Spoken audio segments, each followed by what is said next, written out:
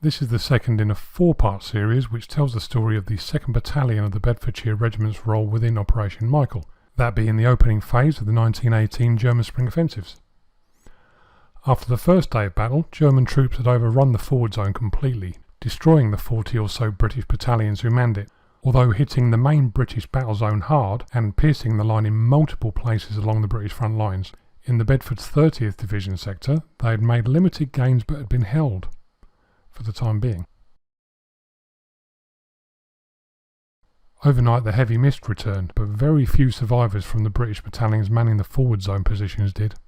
The complete loss of the battalions in the forward zone meant that a third of the fighting strength of all divisions in the front line on the 21st of March had been lost, in addition to the casualties from the heavy fighting in the battle zone, which collectively left the 5th Army in a fragile condition. But the troops on the front lines had little option but to reorganise, resupply and prepare themselves for the second day's fighting. At 1:15 in the morning, with visibility practically non-existent, the 19th Kings from the 21st Brigade launched their counter-attack against German positions around Roupy behind a creeping barrage. Remarkably, 90 minutes later, all of the trenches bar a portion 200 yards either side of the Roupy road had been retaken, with the 36th Division and the 61st Brigade in position behind the Somme in the south of the XVIII Corps area, and the 20th Division's 2 remaining brigades manning the rear zone defences. The day's responsibility would fall on the 61st Division in the north and the 30th Division in the south. Both divisions could only field 2 battalions per brigade, and all of those battalions had already seen a heavy day's fighting, with no rest overnight. It was also clear that multiple fresh German divisions were stacked up to their front. And then there was the thick fog, still rendering their strongest chance of mounting a defence, artillery and machine guns, useless. The challenge facing them was certainly daunting. Early in the morning, a party of German stormtroopers worked their way into the front of C Company's position on the left of the Bedford sector, their movements and any sound they may have made being masked completely by the thick fog, and their presence went completely undetected for some time. On the 30th Division's front, by 4:30 in the morning, the remaining units from the 89th Brigade had moved into positions, with the 18th Kings sending 2 companies to the Bedfords, 1 to the Royal Scots Fusiliers, and 1 being held back as the solitary divisional reserve. The brigade's patrols returned with the daylight, reporting that Germans were massing opposite the 2nd Bedford C Company on the left of the brigade sector, as well as northeast of Roupy, facing the 2nd Yorkshires front companies. The 90th Brigade had reorganised early that morning, with a company of the 2nd Royal Scots Fusiliers moving into the brigade's counter-attack positions, once the survivors from B Company of the Bedfords had been folded into the 2 battle-worn front companies. In the 61st Division sector to the north, heavy fighting broke out along the Omignon River valley on the boundary between 18 and 19 Corps. Determined German assaults on the northernmost brigade of the division around Miscarried and Spooner Redoubt were repulsed with heavy loss, but it was clear the area was already in danger of being outflanked. To their north, 19 Corps War Diary recorded the day's first critical event. Between 9 and 10 in the morning, the Lavergier redoubts fell, and, to quote the diary, the loss of this most important point affected adversely the whole front of the 24th Division. Back in the 30th Division sector, the heavy shelling started around 9 AM, signalling the day's fighting was about to start. Front companies in the battle zone would be shelled remorselessly all day, the bombardments only lifting when German troops were almost on top of them. The concentration of troops facing the 30th Division was unleashed once the opening barrage lifted to just behind the front 2 companies. The 21st Brigade trenches north of Roupy were attacked under cover of the heavy barrage, with the 2nd Yorkshire's front trench being overrun in the attack, but their company keeps held out against repeated attempts to get into them. To their north, the Bedfords came under a heavy sustained infantry assault from Savy, although 6 attacks were repulsed with rifle and machine gun fire, supported by the pre-planned artillery bombardments which could only fire into the heavy mist and hope their rounds found the proper targets. The attack, which arrived around 10:15 in the morning, saw German troops managing to break into both flanks of the Bedfords positions, but counter-attacks from A Company of the Royal Scots Fusiliers threw them back out again at the point of the bayonet. Immediately afterwards, the barrage against the Bedfords increased and focused on C Company on the left. 2 companies from the 18th Kings were mobilised to stabilise the position on the left, but as the 90th Brigade War Diary records, by the time they were in position, the situation on the left had become critical, as the enemy had pushed well past the left forward C Company and fighting was taking place round Stevens Redoubt. Nevertheless, the remnants of the 2 forward companies of the 2nd Bedford Regiment held on gallantly. Unaware that the 61st Division to their north had also been pushed back, which had enabled German troops to push past the front companies, the 2nd Bedfords were advised that the 61st Division had to form a defensive flank behind the Bedfords through Vaux, as they could see the Bedfords and Royal Scots Fusiliers were under intense pressure. 19 Corps positions to the north were already deteriorating, so orders were issued regarding what positions to take up in the event of a withdrawal from the battle zone. But the reality was that it was simply a case of seeing if they could hold out for the rest of the day. Seeing the situation was becoming critical, Corps headquarters ordered all support units in the area to move into the rear zone line around Somme, behind the canal banks. And so it was that a collection of Corps entrenching battalions, Corps reinforcements, pioneer units and Corps cyclists found themselves drawn into the increasingly dangerous situation. In the 3 Corps area to their south, the 14th Division had been under enormous pressure and German troops were exploiting growing gaps in their lines, exposing the southern flank of 18 Corps and the northern flank of 3 Corps. The 30th Division's casualties were already mounting, and as the fog started clearing, the mass of German troops being sent against them could be seen marching confidently across the valley. Late morning also saw a quick succession of more bad news. The 17th Manchesters on the southern flank of the 90th Brigade reported that their left company had fallen at 10:50 in the morning, leaving the right company of the Bedfords even more exposed. So the 17th Kings were moved in to support the 21st Brigade and stabilise the situation. An hour later, German troops also took the southern front sector of the 21st Brigade's lines, leaving the division on really shaky ground. Late morning also brought the news that German troops were reported operating 5 miles behind the 30th Division, and that the southern flank of the 61st Division directly to their north was under intense pressure, starting to fold. With both flanks gone, the 90th Brigade, now a mixed collection of tired and battle-worn Bedfords, Royal Scots Fusiliers and King's Liverpool troops, formed defensive flanks and held back the continuing onslaught. Yet, despite the dire circumstances around them, remarkably, the 90th Brigade units completed their counter-attacks, and at 11:50 reported to Brigade headquarters that all of their battle zone trenches had been regained.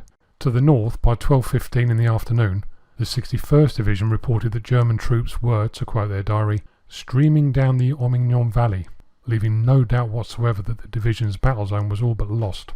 19 Corps also reported that positions around Vermont to the north had fallen and that German troops were advancing west at speed. So, with the Corps on either side rapidly losing their battle zones and their own sector in imminent danger of collapse, the 18 Corps War Diary recorded, "It had become evident that a further withdrawal, which would be in addition to the planned retirement to the rear zone defences, to the left bank of the Somme would have to take place as the troops at the disposal of the Corps commander, with the exception of the 2 brigades of the 20th Division, had all been heavily engaged from 4 o'clock the previous morning. The Corps front had been stretched from an already excessive 16,000 yards to 22,000 yards, and the already exhausted troops would stand no chance of holding off the German attacks in the rear zone trenches, which had not been completed in time, so were a paltry 18 inches deep." At 12:30, the 61st Division advised the Bedfords that their entire battle zone was lost, and they were withdrawing, so would leave a battalion in place behind the 90th Brigade to cover their now exposed northern flank.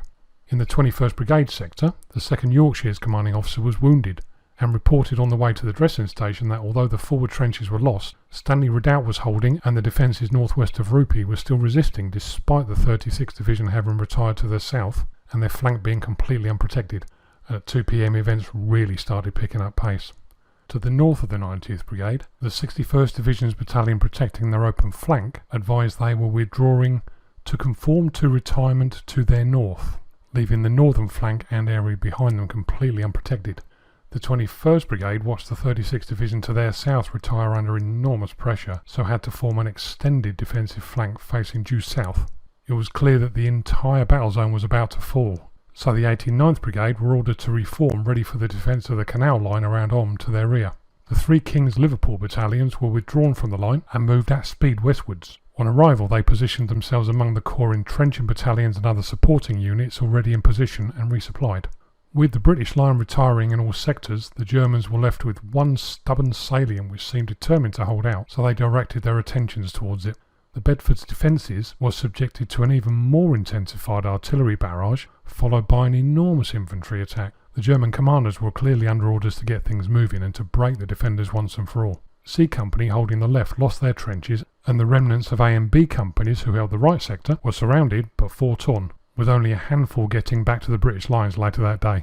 The Royal Scots Fusiliers lost their trench north of the Savy Road, and although a counter-attack regained it, they were left too weak to hold it, so the survivors retired back to their battalion redoubt at Etralier, with the front trenches in German hands. But the attack stalled for the time being. The 90th Brigade knew the Germans would focus their attentions on the main Stevens redoubt defences soon enough. The diary records how they had been left in a very exposed salient, so orders were issued to watch the flanks carefully and retire back through the troops to the rear if needed, but to hold on whilst the flanks were secure.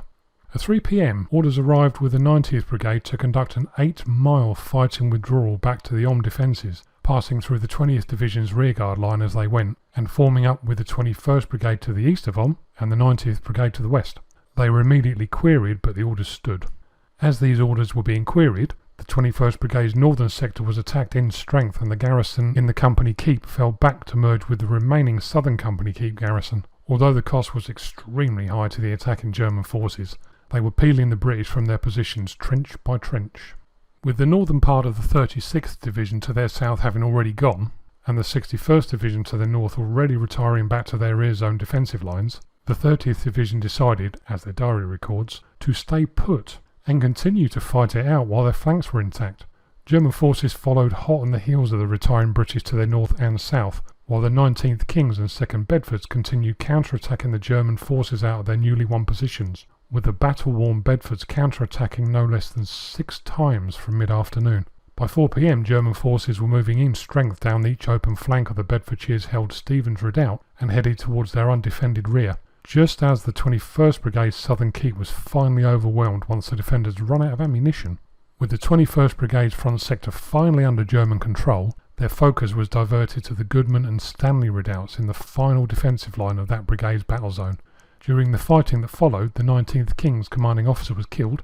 Stanley redoubt fell around 5:30 and Goodman followed 50 minutes later. All that remained to be done in the 21st Brigade's area was for a general fighting withdrawal back to Somme.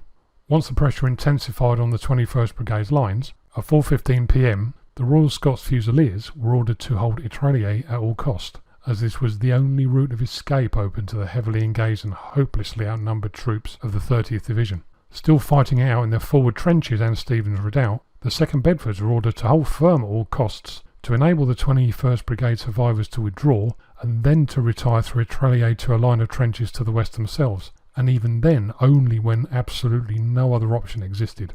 At 4:55, the 90th Brigade's Brigadier decided that enough was enough, and to retire immediately, as their line of retreat was under serious threat, and what remained of the brigade was in very real danger of destruction. For the troops still fighting in Stevens redoubt, the order could not have come at a better time, as their ammunition was almost completely spent, with men scrabbling around looking for discarded rifles with any rounds left in them to use. The 90th Brigade War Diary records that this was skillfully carried out in spite of heavy pressure from the enemy, and though the 2nd Bedford Regiment lost considerably in disengaging themselves from the enemy in the battle zone, the 2nd Royal Scots Fusiliers were able to march out of Etralier in artillery formation in a most orderly manner with little loss.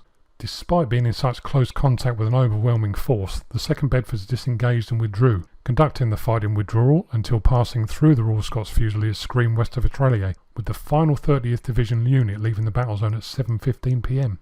Overnight, the survivors of the 30th Division grabbed a few well-earned hours' rest in billets west of Somme, while the line was reformed behind the Canal de la Somme, and the rearguard line holding the meagre rear zone defences to the east was retired to take up positions in the new lines behind the canal. Lieutenant Edmund Hakewell-Smith and No. 5 platoon of the Royal Scots Fusiliers had not got the order to retire from Etralier and found themselves cut off.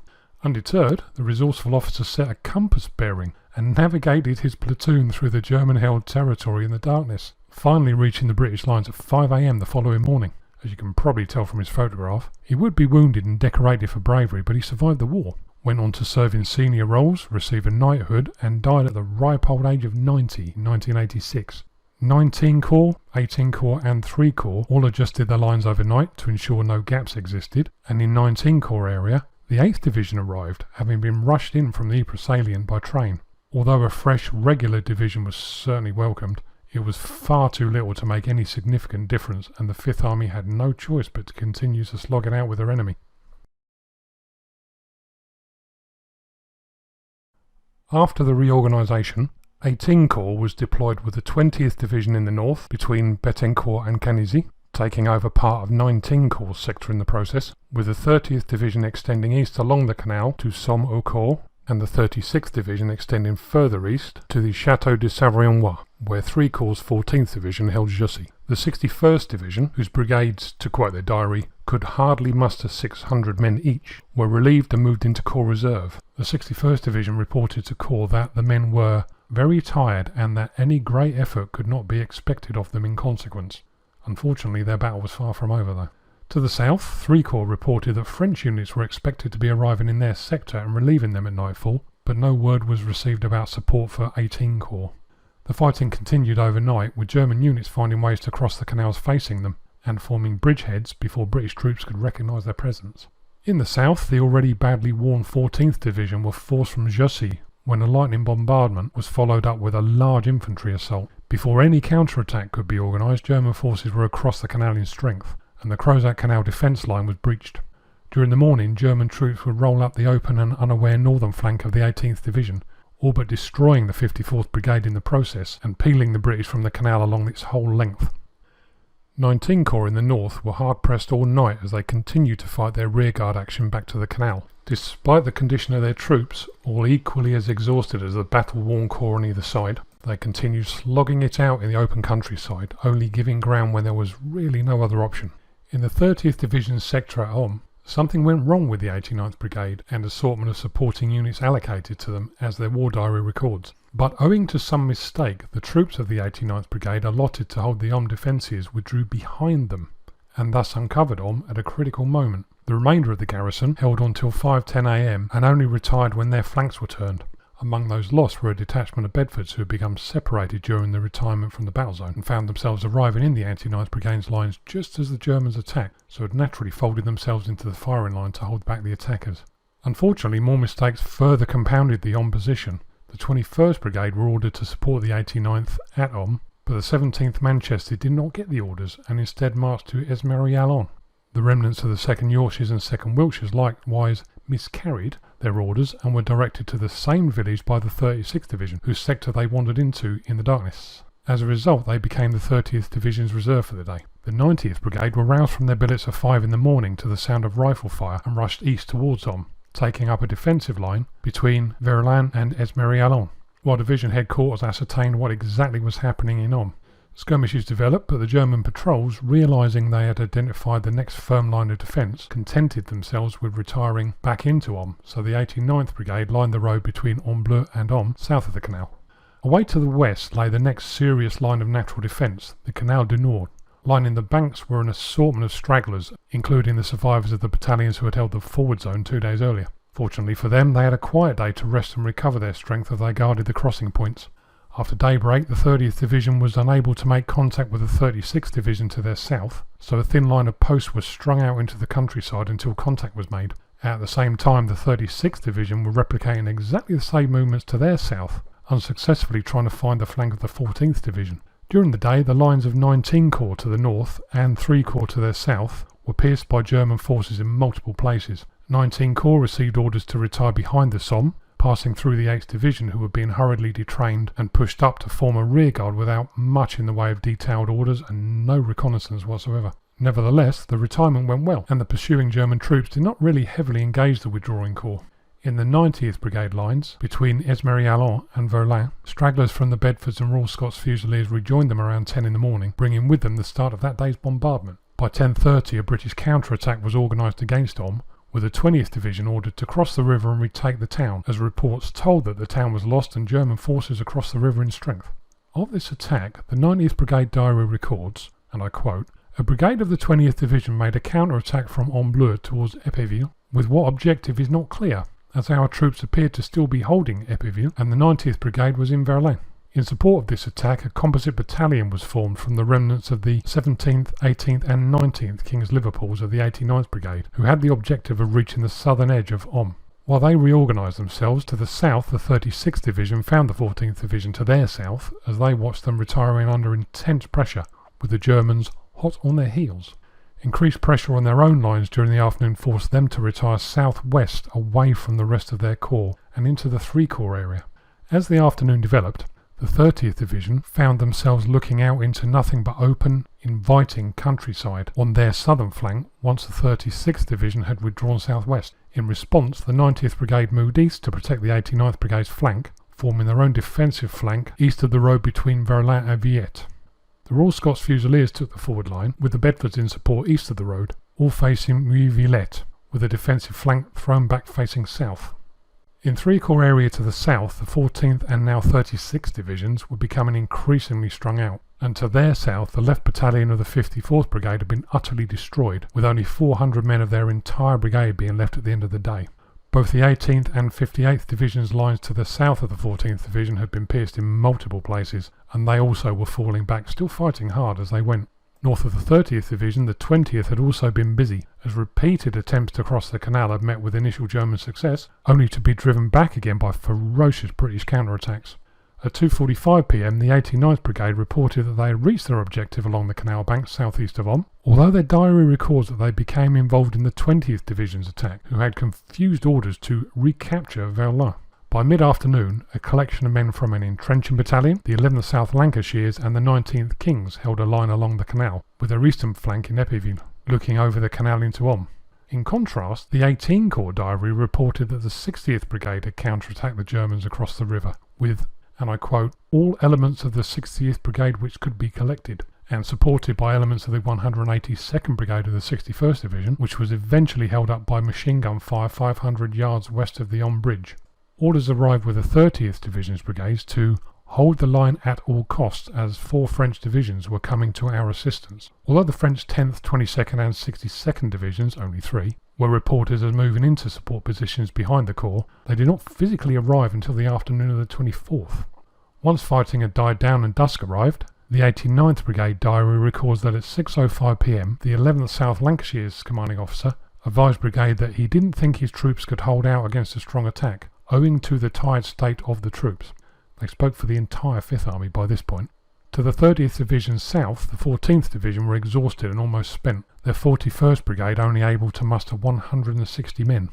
Despite the French moving into the lines to relieve 3 Corps, their Corps commander decided to keep his men in the line to ensure no gaps existed. By 6:30 in the evening, 3 Corps came under French command and had mostly been relieved. 18 Corps and the other Corps aligned to their north were not so fortunate and faced yet another day of standing alone. Other than the pretty continuous shelling overnight, it was otherwise quiet, although improvements, adjustments, resupplying and generally preparing for the coming day's fighting meant that hardly anyone got any rest.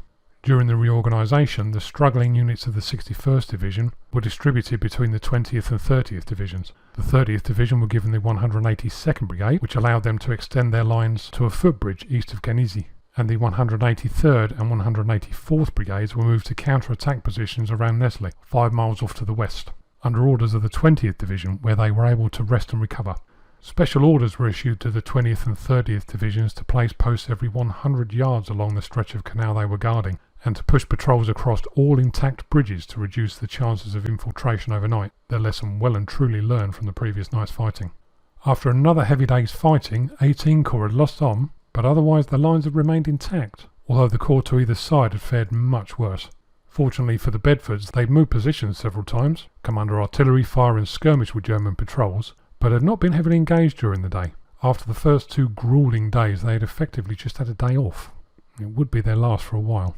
The 18 Corps' first casualty lists were collated at this point, with some horrifying results. The 20th Division, who had started the battle in reserve, had still lost almost 1,700 men.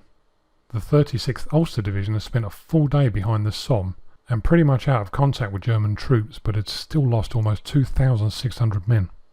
The 61st Division had been able to retire from the battle zone in pretty good shape, but their losses still reached almost 3,300. But the 30th Division had lost a staggering 4,432 officers and men, having been heavily engaged for all 3 days of the battle up to that point. The divisional diary records that the men were absolutely exhausted after 3 days of fighting. They were also desperately short of officers, and fighting as mixed up, often cobbled together units.